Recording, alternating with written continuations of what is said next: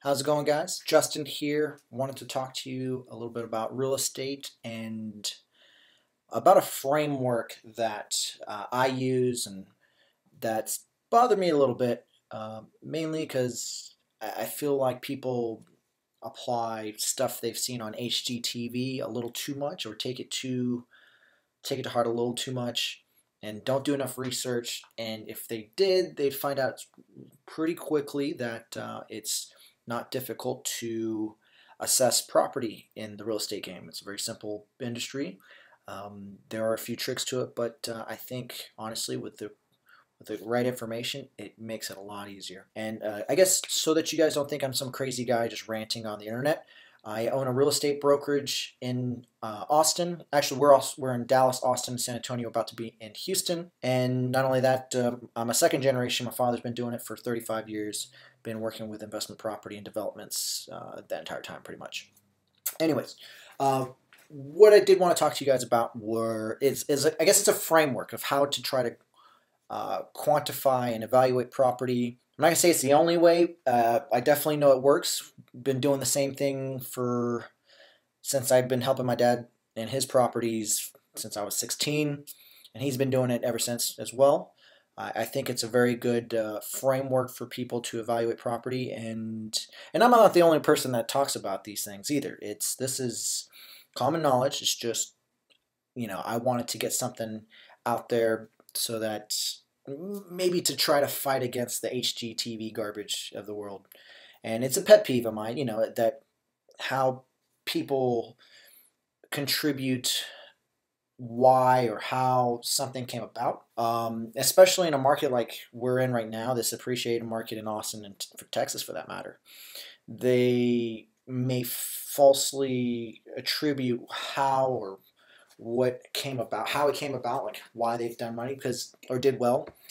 I think there's a lot of mistakes that happen, but just get covered because the market is appreciating so fast, and they just think it's them, and maybe it is, maybe it isn't. But how I evaluate it, that's not necessarily the case. And when the market turns, that's when we're really going to find out who might know a little better. Anyways, let's just jump right into it. One of the oldest that I know ways people have made money in the real estate game is cash flow.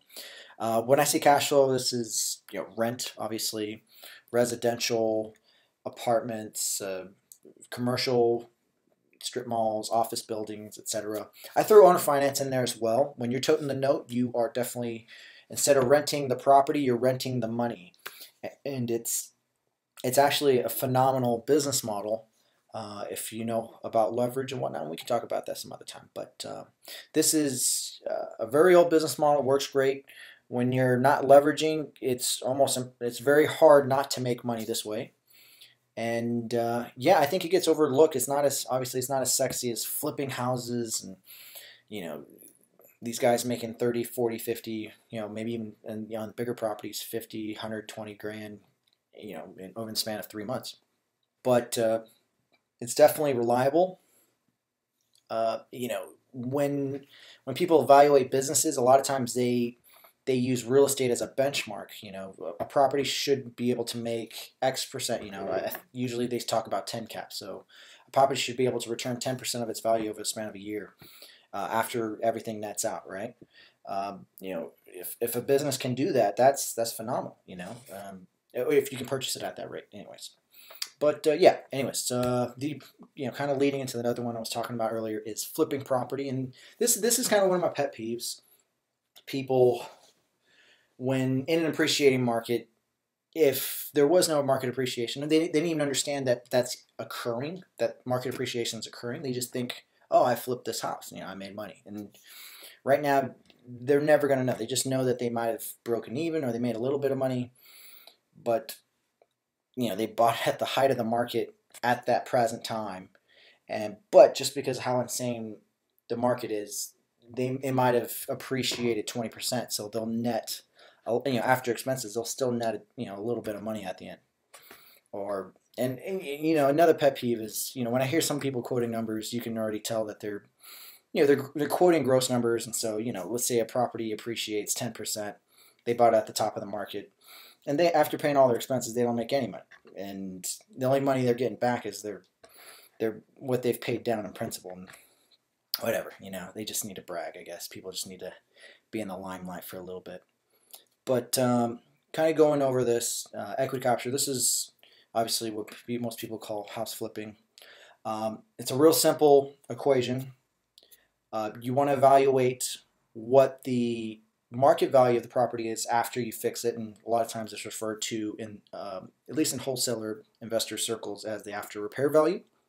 And you want to try to figure out all expenses, your purchase price, repair costs, everything, foundation, cosmetics, upgrades, remodel, everything in between, and along with your transactional costs, what you're paying to float the note if you're purchasing it with hard money, etc., etc.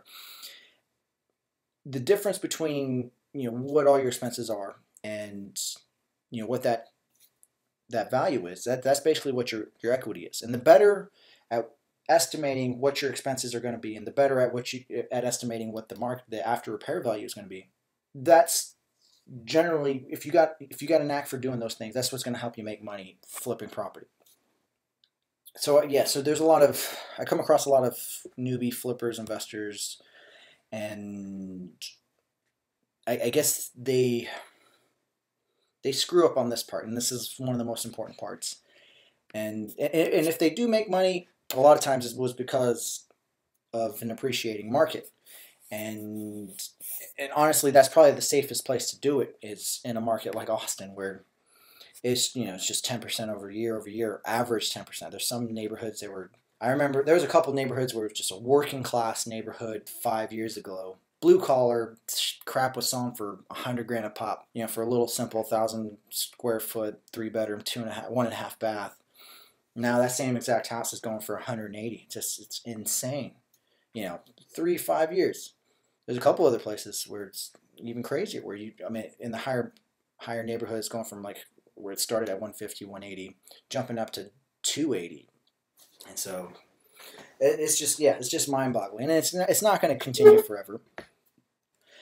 On that note, what I'm describing of this market appreciation, that's the third thing that I want to talk about. So this is what people mix up with equity capture a little too many times, and you need to treat them differently, because you can calculate equity capture. Market appreciation is a fuzzier number. Because it's in the future. You're trying to predict. This is a number that you can't nail down necessarily. I mean, if you're in Austin, you have a decent idea it's going to go up. But there's things like, what if the Federal Reserve suddenly decides, oh, we're going to go from, just giving away money to the local banks for 0% to let's just jack it up 4%. All of a sudden, half the market disappears overnight. That happens. That happened they changed the whole financing structure back in 2007, 2008. Or in safe law, it just changed the game, and people couldn't buy property. And that those types of things change markets, fundamentally change markets, and you can't nail it down as well. So going back, market appreciation is just when property values increase over time because of economic market factors. It's not present value, and again, I think that's a fundamental distinction people need to make. And it's relatively hard to calculate, and some people can, if they have some kind of insider scoop of they're putting these Section 8 apartments right on the corner of X and X, you can sometimes reliably estimate that neighborhood's going to go down, and so you can kind of short neighborhoods that way. But and there's other instances, but I think this is a little more difficult to do. When you're dealing with larger aggregates, you can definitely deal with aggregate trends, and that's when it becomes a little more useful. But for a single-family home in a specific neighborhood, a little tougher to do. If you're doing this over 1,000 houses in a specific neighborhood market, you can, I think, get a better, a more accurate view of what's going to happen on aggregate, but not in a specific situation, just because of the variation. There are other kind of important factors between these three things, and in addition to that, you can do a combination of these three things. Right now, I have a little property in Pflugerville that we're renting out, And so we're getting a cash flow off of this. And not only that, I purchased it on equity, so I did capture some equity. It's on paper though. I haven't realized that equity capture quite yet, but I am definitely realizing the positive cash flow on top of the mortgage that I'm paying on top of it. And in addition to that, because of over time, the neighborhood's actually appreciating. The neighborhood's getting a little bit nicer, and so on top of the equity capture, I am capturing some market appreciation. And depending on, actually, I might even decide to dump it sooner than later because of depending on what the Fed does. I'm kind of scared that that might change what the market looks like. But honestly, Austin's such a booming market. I think it'll be fine. But yeah. So you can intertwine them, but I think it's important that you need to identify these three categories when evaluating property. So these other factors I was talking about, by the way, are your tax advantages. So getting to depreciation tax credits, deferring taxes on your 1031 exchanges, leverage and financing. So a lot of times when you leverage, when you buy with a mortgage, that's leveraging, that's financing, and it can become very, very useful in a lot of situations. One of the downsides, though, and I think this doesn't get explained very well in some of the other books that talk about cash flow and financing.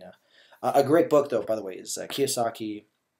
I mean, he's a sales guy and it comes off really slimy, but I think there's still some good content in there, and I think it's a great spot for people to start if they want to get into this. And just spending a couple hours on the internet, you're going to find a ton of information anyways. But anyways, he talks about how he calls it cash on cash return.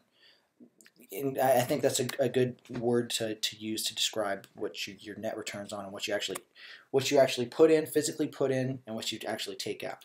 And that's a really important metric in figuring out what you actually make and how much you actually need to put into it.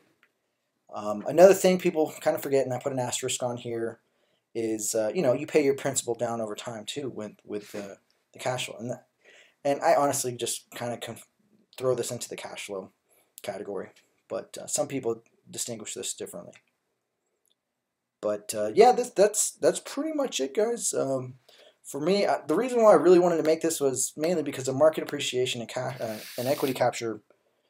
People just mix those two together so much, and it just bothers the hell out of me. And I wanted to put something out there that tries to describe that, and maybe I'll post some more videos. If you guys did find this interesting, let me know. And if you have any other ideas of what you think you'd like to hear about, let me know, and I can maybe put something together for you guys. Anyways, thanks.